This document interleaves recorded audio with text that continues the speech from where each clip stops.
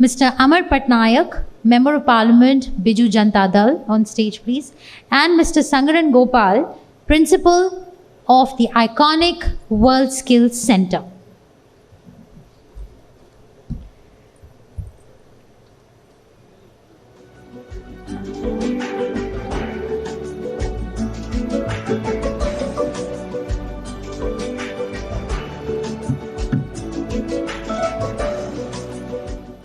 There's a Skill India mission that's being driven by the center. A lot of states are trying to build on that and are setting up skilling institutes and so on and so forth. But we also know that this has been an endeavor that has not yielded the desired results in many parts of the country. Odisha, it might be an aberration in that sense, right? We've not been able to crack the code. Mr. Patnaik, I'd like for you to come in here on, what's the mindset shift that we need towards skilling? And why is it that our performance on the skilling front nationally has been so lackluster? Thank you so much, Shwetaji.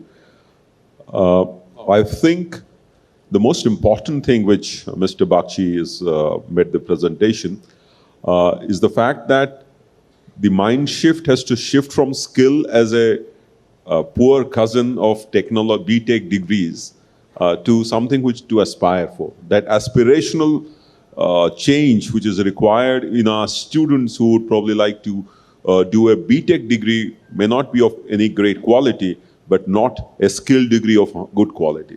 So this change which is required in the mindset of policy planners as well as implementers and as well as our students is something that has made Odisha stand out. The Government of India's program may have had this change in the mindset in its thinking, but the states who are actually implementing it have actually treated it the way we used to treat our ITIs before. So this aspirational aspect to aspire to be skilled in an ITI is a dream that I must fulfill when I complete my class 10 or whatever, is something that we have ingrained into our students. Now, this is which has not happened in the rest of the country. This is that when you talk about upgrading some new concept, you invest heavily in physical infrastructure. But what we have done here, and what I'm sure the Skill Center has done, is not just the physical infrastructure, the digital infrastructure, and I think the most important is the intellectual infrastructure to shift away, to be proud of having been skilled in the Skill Center, to have been skilled in Odisha. And then the last and most important is the emotional infrastructure. That is to work with somebody to unleash his full potential to become a citizen who contributes because of his skill to change society, to transform things in society. I think that is the key thing, that is the approach that Odisha has followed. Okay, how about the role of the private sector? Have you considered or have you made it mandatory for companies that are setting up operations here to take in a certain number of people and skill them? Has that been part of your strategy? As I understand, the most important thing in the skill ecosystem is to understand what the private sector needs. Right. So the right skilling is the key. And there, I think the work is to find out what the private sector needs, what are the gaps that they need, and what are the areas in which I think the skill bridging can take place. Right. So that exercise, I am sure, is taking place. And in the vision document that Mr. Bakshi talked about of 2030, this is what is going to get reflected. So the private sector, not just for the purpose of getting jobs, but they would be involved in developing these skills themselves and the students themselves. There are various programs, I think they have, of managed operations by private operators so that they become entrepreneurs. Sometimes the private sector could get invested in a certain cohort of skilled children who they might just hire for actually upgrading their own ecosystem inside.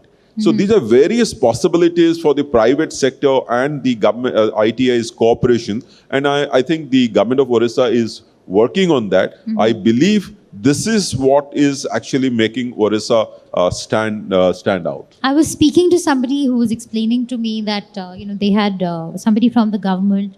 They had traveled to Kashmir, and they went to an ITI in Srinagar, and the concerned person spoke at length in the hall, and there were a lot of students there, but there were a bunch of girls sitting right at the back of the room. And they kept whispering amongst each other. And then one of them raised their hand to ask a question. And the question was that why is it that you're only offering courses which enable boys to get employment, which were very technical in nature? So the girls felt very dissuaded to make the trip to all the way to that ITI to attend a program or a course which was very mechanical or technical, which is not at their, they did not fall in their purview of interest, which I thought was very, very interesting. And they had so the generation has changed. They questioned the concerned official on that. And that's what got them thinking about how to rejig the mix of courses that they're offering. So is that something that Odisha is mindful of? Yeah, you would have heard Mr. Bakshi speak about it. May not be in that great detail, but the fact is, for skilling in the ITIs for our girls, I think it is free. And you have a certain percentage, I think 1/3 have to be girls. And most important, the recognition of the fact that girls require or need a different kind of skill, which is called the part of the creative economy of the country. Now, I think in Odisha, the biggest strength of our entire skill ecosystem should be the fact that if you look at Odisha's handloom and handicrafts, if you look at the Pipli works, if you look at the filigree works, if you look at many of these works, the miniature kind of work is done by women. And that should be the USP, and that is what we should leverage on. And I do not know how many of you have heard the speech in Parliament of the Finance Minister Nirmala Sitharaman while discussing on the appropriation bill of Jammu and Kashmir. She did mention that the master weavers or the master craftsmen from Cuttack are being taken to Jammu and Kashmir, she mentioned. That's why I remember, to train those people on the various aspects of miniature work. And that's where our strength is. And I'm sure this is what they're going to build on. Right. So there is a lot of things, emphasis under the skilled Odisha thing. As you know, our Chief Minister emphasizes on the women aspect, the girls, to be empowered in all possible ways. And I think that is at the crux of our entire skill ecosystem in our state. Mr. Patnaik, I wanted to talk to you about the role that the corporates can play in this on a national level. Because we've seen that, corporates keep complaining about how they're not able to find skilled labor. And we know that, we are trying to build a pipeline of skilled professionals. So how can we address this gap? I think I talked about it a little bit earlier. You see, we read at a number of places that some 80% of our graduates are unemployable. We also read that so much of skills are training has been given, but this is not they don't find jobs in the corporate sector. I think the root cause of the problem is this the gap analysis between what the corporates want and what the skill centers or the skill institutions provide. Having said so, I would also say that the kind of synergy that the industries should have had with our ITIs or even before in our educational system, the way it is there abroad, I think that much of investment in time and energy by the corporate sector is yet to be found. And therefore, the communication of what they need, what kind of things that would actually be required for their specific industry, that is not communicated down the line to the skill centers or to our educational institutions. And the NEP, the recent NEP, is actually doing a good thing by recognizing this fact and trying to get skill in our educational system right from the beginning. Right. In fact, my son, who is 9, his school sent a mail saying that now the children are not going to be evaluated on the basis of concept learning, but they will be evaluated on the basis of skills. Yeah, the skills learning, and that's going to be the evaluation for every quarter. In fact, I don't know whether someone would be there here in this hall who would be from the school where I studied here. This is called the DM school here. When Anybody here from that anybody school? here DM school? No. So when I was a student here, we used to have something called as SUPW, socially useful productive work. Yeah, I And did too. I learned typing, in those old manual typewriters. I remember we had typing So classes. did I. This is terrible. So, and then we also had woodwork, the woodwork. So this was an NCRT school. I don't know, somewhere along the way, we have lost that. Yeah. Because I think everybody wants to follow the engineering route straight away into that field without probably even having, it's not just a question of competence, not even having the kind of, Interest or- interest or, versatility required.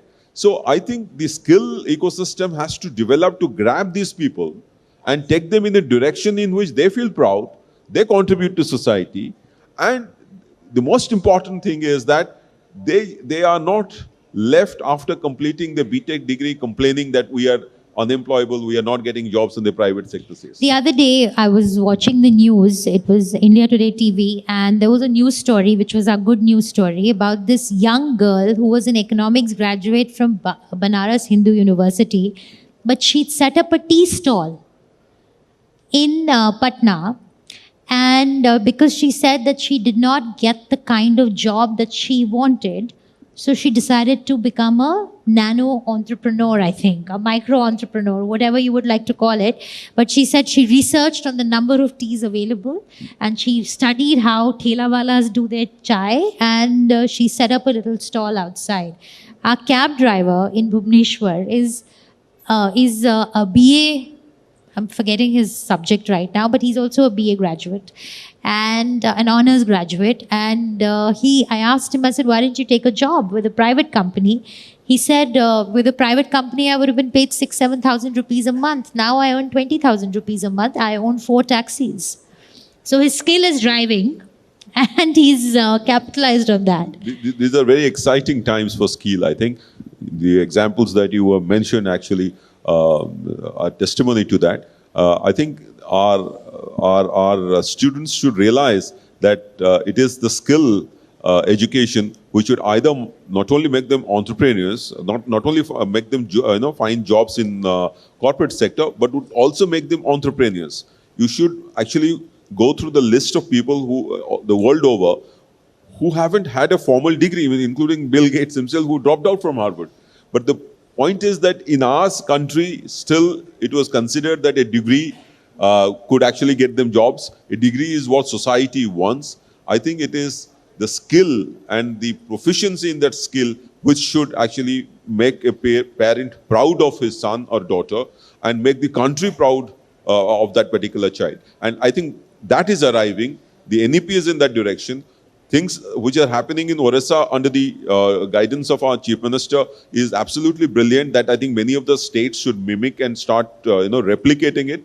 Then the system will change. Absolutely. Then the things will change when people will say that I'm skilled in India, just like we are trying to have a brand of skilled in Odisha. Okay, made in